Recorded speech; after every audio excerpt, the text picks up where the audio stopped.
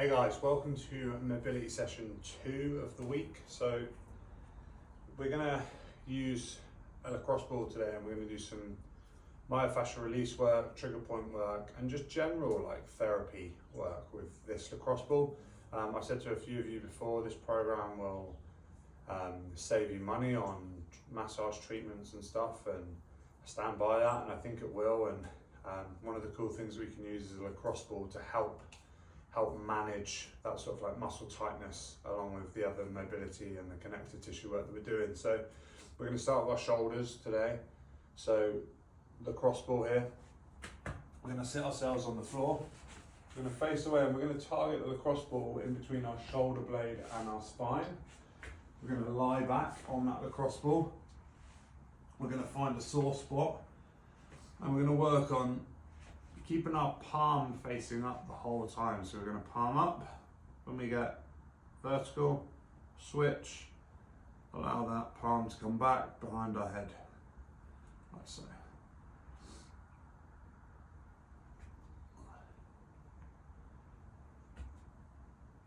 We're going to do about 10 of those. Once you've done 10 of those, we're then going to shoulder press.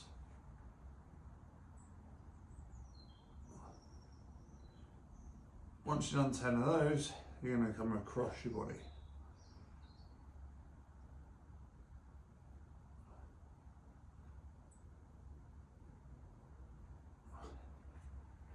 Once you've done 10 of those, you can go to the other side and work that side as well. The next part that we're going to work on is up in the corner here of our lat muscle.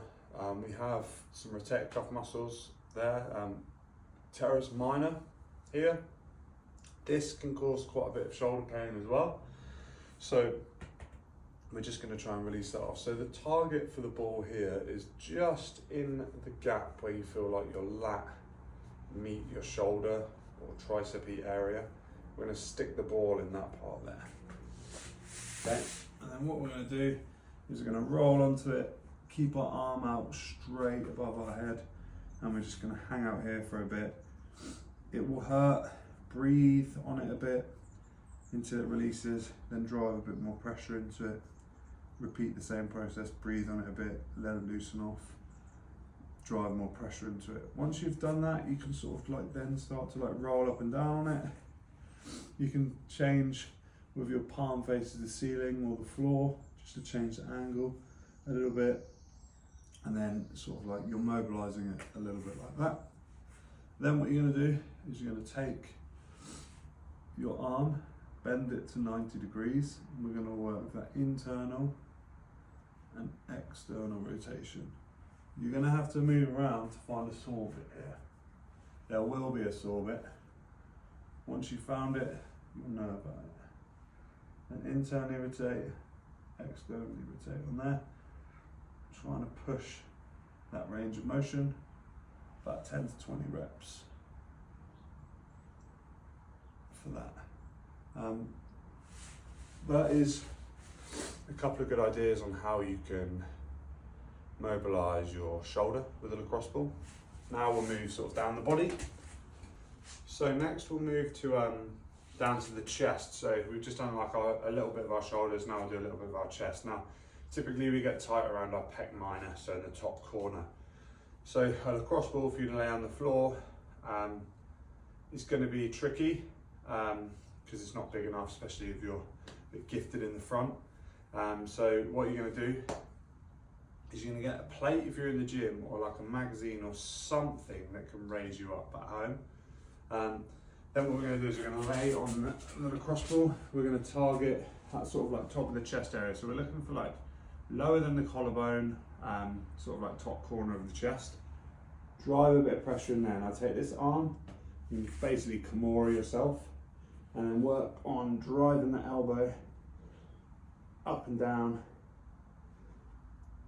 for between 10 to 20 reps.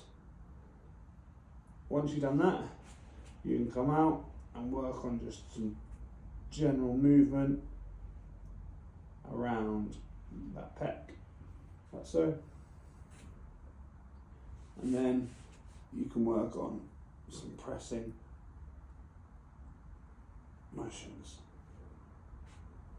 We're just trying to explore new areas of the chest that we can use to release it. So yeah, play around with some movements, use that lacrosse ball, deepen that sort of pec minor area to help sort of stretch that chest off there for you guys. So next we're going to move into the neck. So there's a couple of areas that I like to work with the neck. First, we've got our sort of scalene area and our SCM muscle. We can get in with the ball here. So let's talk about why we're going to do that quickly. A lot of like grappling and stuff, obviously we spend a lot of time on our butt with our heads forward. Couple that with being on our phone a lot during the day, or typing, or at work on a desk, we generally develop this forward head carriage.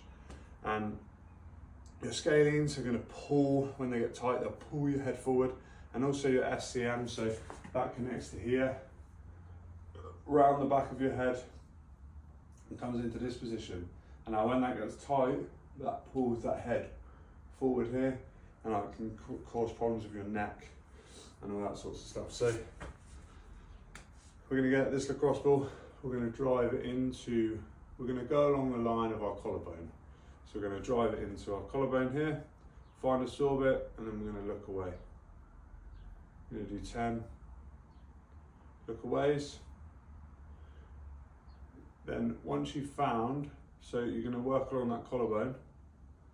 Once you've found some pretty sore bits, you're then going to work up a little bit higher up the neck. Do the same thing. If the ball isn't giving you enough, you can generally, your scalene muscle and your SCM sits around here, so you can palpate it with your fingers, and then you can pinch. So if the ball isn't giving you enough, you can have your head straight, pinch the muscle, look away, come back. Move up a little bit, pinch the muscle, look away, come back. And just work through some like reps of that up and down the neck. That's going to help release your neck off a little bit. You can also take this ball and we can work the rear of our neck. So the base of your skull here, we've got like our levator scap which runs up here. We're going to get the ball there. And all you can do there is just work on just rolling your head, just gently massaging the base of the skull. Just hang around there, maybe doing like a minute or so on each side, just to loosen off some neck tension. Okay, so now we can look at our lower body with the lacrosse ball. So I'll go for one. If you have a kettlebell or something at home, quite a lot of people do now since COVID, they've brought some stuff home. So if you have a kettlebell or a dumbbell or something, I'll show you one that you can use for that first. So this one is to release our hip flexors. So here we have our bikini bone, so our anterior superior iliac spine, which is like the little bones that you can feel at the top. Now just diagonally up here, you can generally get into like your hip flexor and your psoas muscle if you push deep enough, but we're probably going to touch more our hip flexor muscle. I don't think we'll be able to get deep enough with the ball and the kettlebell. So this is where we're going to aim the ball, in that area there. So we're going to lie down on our back, like so. We're going to lift the kettlebell up and just add some weight into that hip flexor area. Bringing this leg up, we are then going to straighten that leg out and down to the floor. Hold for a couple of seconds and then come back up. Repeat the process for 10 or so reps.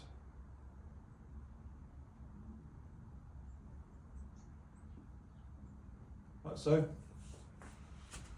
That's going to be great if you get a lower back pain, because your hip flexor starts from here, runs down to the bottom of the kneecap. If they get tight, they pull you into this sort of like anterior pelvic tilt position, which can put a lot of stress on the lower back. So by stretching off like your hip flexors with things like the couch stretch, implementing the kin stretch stuff that we're doing, and using some of this for some like myofascial release, you can start to like really like repair your hip flexors. Along with that, so if you do have a kettlebell, I'll throw this one in as well. If you don't, it doesn't matter. It's called a gut smash. So typically when people get back pain, you should always look to the opposite side. So most therapists will be like, oh, you got back pain, I'm going to massage your lower back. They don't look at the front first, because your front is going to tighten up to compensate for the back pain.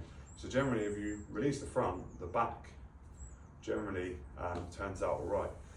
So this is the gut smash. So we've got kettlebell on the floor. We're going to target one side of the abs first. So you're just going to lie on the kettlebell, like so. You are going to place your other leg up and the side that you're doing the leg down, so it puts everything at stretch, and you're just going to gently just circle and roll around on those ab muscles on the kettlebell. Do that nice and slow for about a minute or so each side, and if you do have back pain, you'll probably feel like quite a big release from it. So that's the start of our hip stuff. Then we're going to move into sort of like a forgotten about muscle when it comes to back pain and stuff, is your TFL, so your tensor fasciae lata, called as a posh coffee muscle. It's basically where your pocket is. Now we can release that again with the lacrosse ball, so we're going to lie on our side. First, we'll place the ball in position. We roll over on that ball onto our TFL. You might have to try and do it a couple of times until you feel like a painful spot. Once you get a painful spot, you're going to be in the right area. Bring our knee over like so, and this arm is going to come up above our head.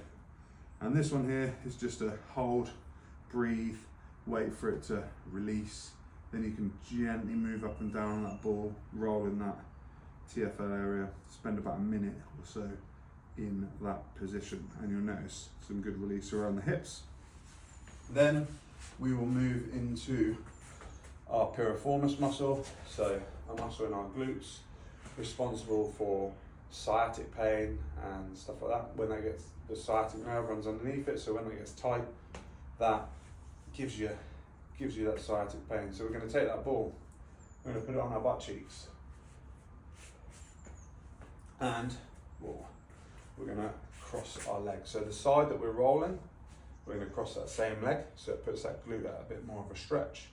I'm just going to spend a bit of time rolling that butt cheek. Again, around a minute each side is probably going to be good to start with. You can do more if you want, but yeah, just hang around a minute each side, spend a bit of time in the more sore areas that you find. So yeah, that's going to be good. And then we move down into our lower leg. So you can start, with the ball on our calf, roll the ball up and down on our calf. Spend about a minute or so doing that on each side. Once you've done a minute of rolling and you find like a sore bit, you can then work some trigger point stuff. So place our other foot over, so I found the sore bit, place our other foot over it just to anchor it, and then work on bringing those toes back to our shin, just to help stretch that muscle out a little bit more. Do about 5 or 6 reps, roll through it again, repeat until it eases. Do that up and down your whole calf. You can then, we do a lot of work on the tib anterior at the moment because we're trying to repair knees. So you can also roll the ball on there because that muscle is going to get quite tight and quite sore. So you can come through like this and we're rolling the front outside of the shin, like so. You can spend a bit of time there, minute or so on each side. And then once you've done that, to sort of complete the whole body session for today on mobility, we can start rolling the bottom of our feet, targeting,